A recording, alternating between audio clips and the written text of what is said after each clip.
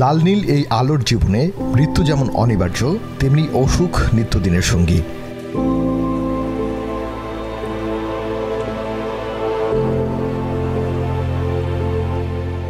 মাটির এই দেহ কারণে অকারণে কখনো কখনো জীবনের বোঝা হয়ে যায়। ঘুণে ধরা এই শরীরে তখন প্রয়োজন পড়ে চিকিৎসার, দরকার হয় হাসপাতালের।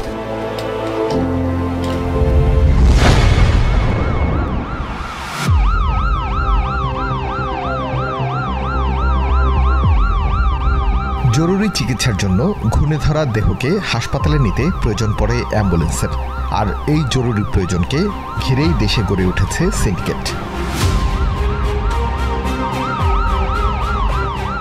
ঘটনার পেছনের ঘটনার বিশ্লেষণ করে টিম এখন সিদ্ধান্ত নেয় অ্যাম্বুলেন্স সিন্ডিকেটের মুখোশ উন্মোচন করার।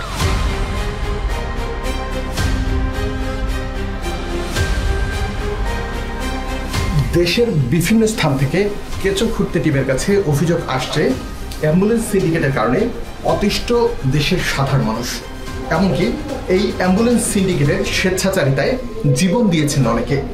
সে বিষয়ে অনুসন্ধান করবে কেঁচো খুঁড়তে টিম। আমাদের প্রথম যেতে হবে শরীয়তপুর।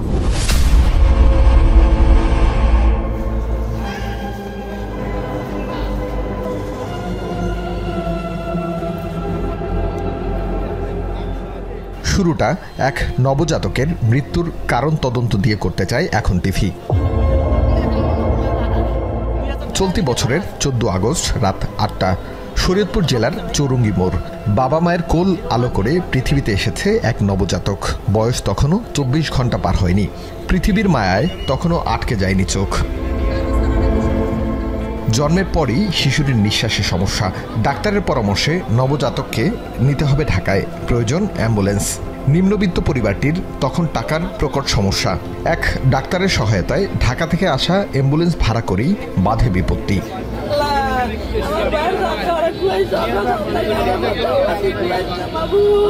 সিজার হওয়ার পরে ওই বাবু হলো অসুস্থ, ডাক্তার টানার চোখ আছে, আমরা ডাক্তারে মেলা করছি, ওখানে গেছে মতো নেই, এরা গাড়ি আটকাইছে, গাড়ি আমাকে যাইতে দেন, পুরো ধরেন 40 মিনিটের ওভার হয়ে গেছে গা আস্তে আস্তে করতে করতে। খান ক্লিনিকের সামনে তো নেওয়া ধরছে মতন, ওই জায়গায় 2 জন লোক যাইয়া গাড়ি আটকাই দিছে। 40 মিনিটের মতো ওই জায়গায় হেরা উড়াউড়ি করছি। ওরা আমি বলছি যে ভাইয়া গাড়িটা ছাইরা দেন, বাচ্চাটা মারা যাবে, এরা ছাড়ে নেই। চাবিটা হঠাৎ করে টান দিয়ে বের করে নিছে। এইটুকু অবস্থায় পরে রফিক ভাই বললো যে ছাইরা দেন, যা হয় আমরা দেখতেছি এই জায়গায়, আমরা ছাইরা দেন। পরে ছাইরা দেন, পরে দেখা যাচ্ছে যে বাচ্চাটা মারা গেছে গাড়িতেই। আমাদের কাছে অভিযোগ এসেছে অ্যাম্বুলেন্স সিন্ডিকেটের কারণে শরীয়তপুরে একটি শিশু প্রাণ দিয়েছে। কি ঘটনা ঘটেছে সে বিষয়টি খতিয়ে দেখব। চলুন আমাদের যেতে হবে শরীয়তপুর এবং আমরা খুঁজে বের করার চেষ্টা করব ঘটনার পেছনের ঘটনা কি।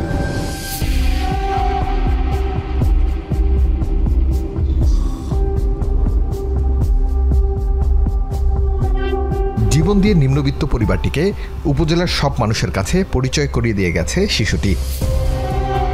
আমরা এই মুহূর্তে শরীয়তপুরের ডামুড্ডা উপজেলার সাতিয়ানি গ্রামে রয়েছি। এই গ্রামের একজন নবজাতক শিশু মারা গিয়েছে অ্যাম্বুলেন্স সিন্ডিকেটের জাতাকলে পড়ে। আমরা জানার চেষ্টা করব কি ঘটেছিল সেদিন এবং কেন এই নবজাতককে মৃত্যুর মুখে ঠেলে দেওয়া হয়েছিল। চলুন।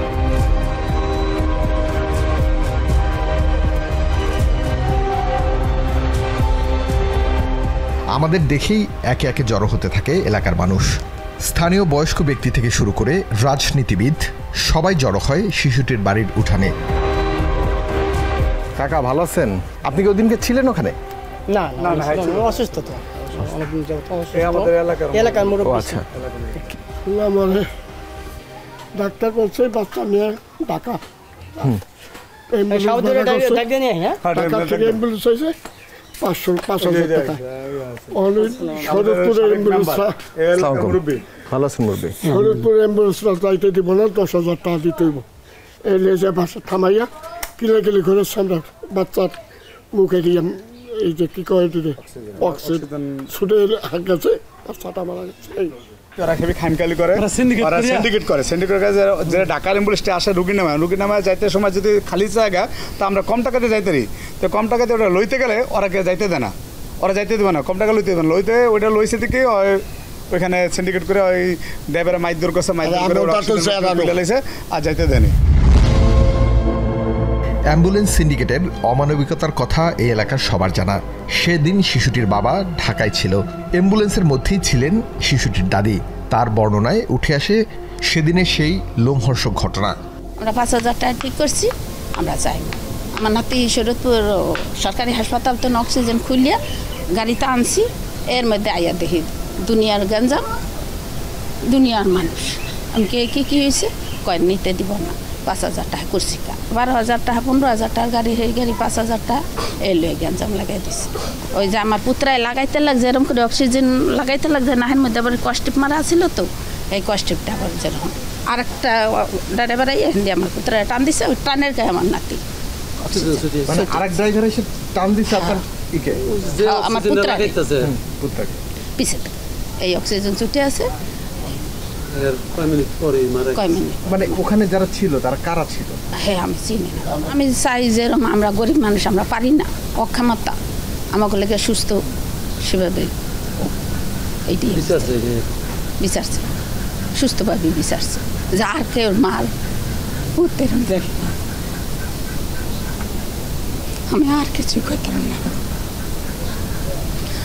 আমার নাতি যেভাবে গেছে এভাবে যার কেউ না করছে না যায়। অ্যাম্বুলেন্স সিন্ডিকেটের কারণে মাটির নিচে শুয়ে আছে ছোট্ট শিশুটি, যার থাকার কথা ছিল বাবা মায়ের কোলে এবং বেড়ে ওঠার কথা ছিল এই পৃথিবীর আলো বাতাসে। এই ঘটনায় থানায় অবহেলাজনিত কারণে মৃত্যুর মামলা হয়েছে, গ্রেপ্তার হয়েছে একজন। একটি বাচ্চা মারা গিয়েছে, নবজাতক, যার বয়স 1 দিন। তো এই বিষয়টি আমাদেরকে অত্যন্ত আমাদের কাছে মনে হয়েছে একটি হৃদয় বিদারক একটা মর্মান্তিক ঘটনা। আমরা প্রাথমিকভাবে 4 জনের সম্পৃক্ততা পেয়েছি, অর্থাৎ বাদী যিনি অভিযোগ দিয়েছেন তিনি 4 জনের কে উল্লেখ করে এই একটি এফআইআর দিয়েছেন। তো আমরা তার এফআইআর প্রেক্ষিতে আমরা 4 জনের বিরুদ্ধে মামলা রুজু করি এবং মামলার 1 নম্বরে জামিনে আসামিকে আমরা গ্রেপ্তার করি এবং তাকে আমরা বিজ্ঞ আদালতে সুপর্দ করা হলে সে ইতিমধ্যে বিজ্ঞ আদালতে 164 ধারায় অর্থাৎ কার্যবিধি 164 ধারায় একটি জবানবন্দি দিয়েছে এবং সেখানে সে বেশ কিছু নামও বলেছে কারা কারা মূলত এই সিন্ডিকেটের সাথে জড়িত।